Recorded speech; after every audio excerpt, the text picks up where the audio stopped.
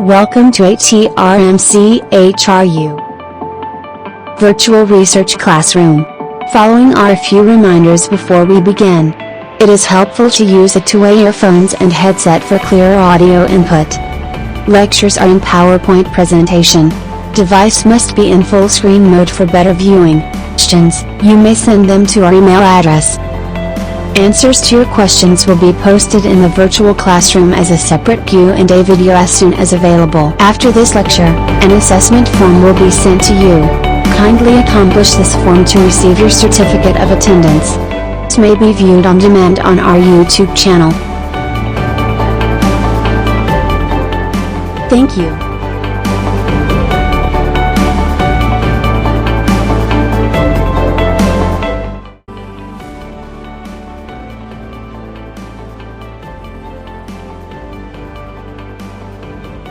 Our lecture for today will be on prose and style in scientific paper writing. Our speaker is Dr. John Richard Esperon, member of the Research Integrity Committee of HRU. To introduce our speaker, here is Dr. Maria Rosela Guzman, Chair of Information Management Systems of HRU. Today, I'm Dr. Maria Rosela E. Guzman, Chair of the Information Management Systems of the Hospital Research Unit. I will be introducing our speaker for today. Dr. John Richard B. Esperon is a fellow of the Philippine Academy of Rehabilitation Medicine. He ranked first in the diplomate examination given by the Philippine Board of Rehabilitation Medicine last May 2021. He finished his bachelor's degree in biology at the De La Salle University and his Doctor of Medicine at the University of the East Ramon Magsaysay Medical Center. He finished his residency training in rehabilitation medicine at UPPGH and is now an active medical consultant at Ilocos Training and Regional Medical Center. Let us welcome a member of the Research Integrity Committee of the Hospital Research Unit to talk about prose and style in scientific paper writing. Dr. John Richard B. Esperon. Hey, my name is John Richard Esperon, and for today I will be talking about the prose and style in scientific paper writing. So, to give you a brief background, scientific writing is not just writing about science. It is the technical writing that scientists do to organize and communicate their research to others. The main function is to provide factual and precise information, which must be clear, concise, accurate, and explicit from the implicit, and contains both written and spoken utterances. But for this talk, we will be focused on the writing. So how do we make an effective written scientific paper? So the questions will be, where do I start? How do we make an effective paper? So keep in mind that in all destinations, you should have a map, or else you'll be lost. First step in being logical is the creation of an outline before you begin writing. Keep in mind, it's easy to create an outline, but one of the most difficult part is stepping back from it to make certain it's a naturally occurring in logical order with coordinate and subordinate ideas. The most common format is your IMRAD format, which has introduction, methods, results, discussions, and references. After creating an outline, you should know the qualities of a good scientific prose, which is your fluency, clarity, accuracy, economy, and the unnecessary, which we will tackle piece by piece. So for the fluency and clarity, this goes hand in hand. The first to be tackled will be the tenses, not the emotions, but really pertaining to the present tense and past tense. For the present tense, we should use the present tense for known facts and a hypothesis. For example, the average life of a honeybee is 6 weeks. In contrast to the past tense, I should use past tense for describing experiments that have been conducted and results of these experiments. For example, the average lifespan of bees in our contained environment was 8 weeks. Remember to avoid shifting tenses within a unit of text. Paragraph, subsection, and section. Now we move on to the grammar. We are pertaining to the active and passive voice. We use the active voice to shorten the sentences and make them more dynamic and interesting to to the reader. For example, we use the active phrase, "we found out," which is quick signal to the reader that you are describing one of your results. This expression is more concise and to the point than writing in the passive voice. As in, for example, "it has been found that there had been." Okay, that's your passive voice. However, your passive voice should be mainly seen in your methodology section. Now we move on to the abbreviations and acronyms. Guys, please avoid contractions such as isn't, weren't, okay, where it's supposed to be were not, because these are not often used in professional writing. Also avoid abbreviations and acronyms, except for the very well-known ones, such as PAG-ASA, Forecast, and NASA. Okay, don't invent an acronym or abbreviation of your own. Okay, so avoid acronyms, especially when discussing the abstract of your paper, because the abstract of your paper is similar to a movie teaser. You can't explain, if you can't explain and entice during the abstract, then it's like a movie teaser wherein if you cannot explain and entice the audience might not watch the movie. Avoid acronyms also in the conclusions, an important part of the paper because it tells the reader why your paper matters. Better make it known that at this part, your paper is significant. So avoid acronyms, especially on the two crucial parts, which is your abstract and your conclusion. Next is for the sentences. Keep in mind the readability and organization for the sentences. If your reader has to work too hard to understand your meaning and your organization, you have problems in your writing. For example, in the method section, the description should be complete enough to enable someone else to repeat your work. Okay? Also explain why each procedure was done, what variables were you measuring and why. It doesn't matter if it makes sense to you. It must make sense to the reader. Also keep in mind not to use a metaphor, similes, or other figures of speech which you are used to seeing in print. Next would be your accuracy. This is the step that takes the greatest investment of time. And if you don't know this already, you should remember all these. Number one, keep related words together. Closely place the subject and verb to allow the reader to understand what the subject is doing. Avoid making multiple statements in one sentence.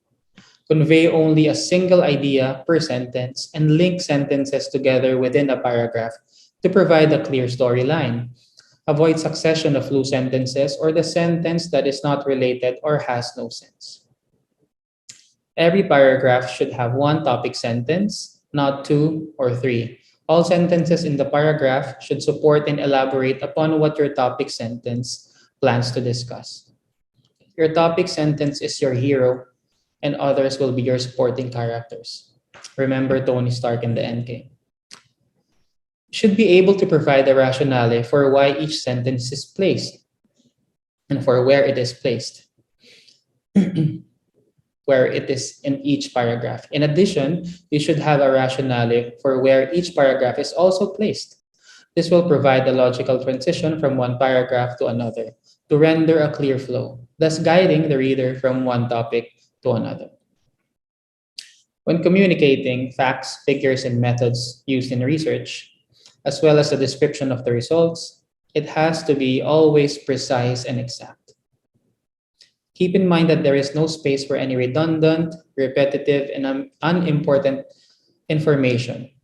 You could, however, stress the topic in several paragraphs as long as they're interconnected. Again, use flow. For the tone of the scientific text should be formal, impersonal, and objective. Whole text is predominantly written in third person. Now we move on to economy, or how we make our papers concise. Write direct and short sentences. The average length of sentences in scientific writing is only about 12 to 17 words. Never use a long word where a short one will do. If it is possible to cut a word out, always cut it out. Here are several examples. Instead of saying one and the same, try saying the same. Instead of saying particular interest, you may say interest alone. Instead of saying period of 4 days, you can shorten it to just 4 days. Okay? I think you get my point. Now we move on to the unnecessary. Necessary words, unnecessary formation. You should strive to make your academic writing as abridged as possible. Avoid adding words and phrases that do not add meaning, even if you think they give your writing a more refined feel. I'll give you several lines to compare. Instead of saying the dissertations has got 4 chapters, we omit has got and say that this dissertation has 4 chapters. We don't use has got because it's considered a taboo word. Okay? Another example is, instead of saying this chapter serves to explain, omit serves to and say this chapter explains. And that way you'll be more targeted. We go on to misused words. We always have to recheck. Sometimes in a haste or out of ignorance, authors tend to use incorrect words. These arise mostly in cases of commonly confused English words. For example, the writer used here, there were adverse effects, instead of there were adverse effects. The reason for change is because averse means to be disinclined towards something, whereas adverse means detrimental. See how one letter can change a statement. Always spell check. So we move on to the incorrect use of words with similar meaning. Take note of this line where we compare the use of quickly and promptly. Okay? So example on this line, when discussing tuberculosis, physicians are required to quickly identify patients with risk of infection with pathogens. The revised form would be, when discussing tuberculosis, physicians are required to promptly identify patients with risk of infection with pathogens. We changed quickly to promptly, and the reason for that is because the word quickly means rapidly or with speed, whereas promptly means both soon and quickly. So the latter is the word of choice in this sentence because it is more applicable.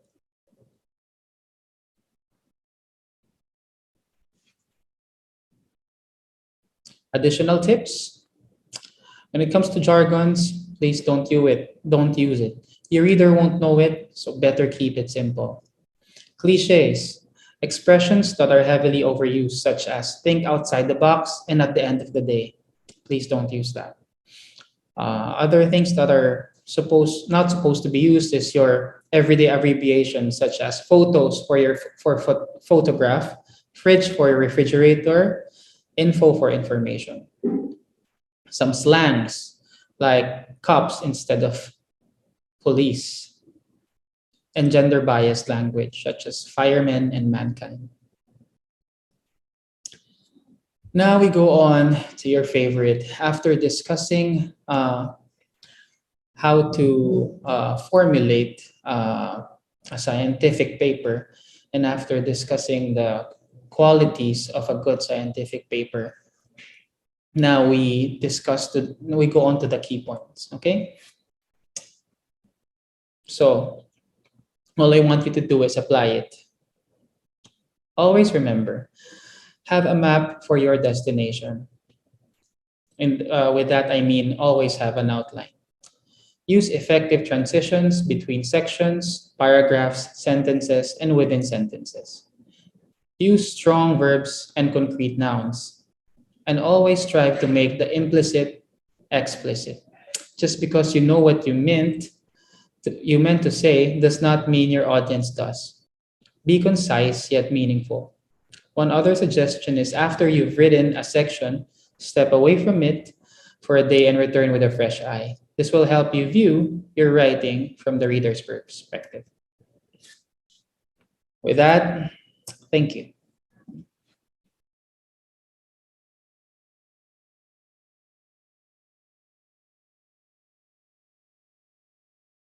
Don't forget to like, subscribe and hit the notification bell to be in the loop for new lectures.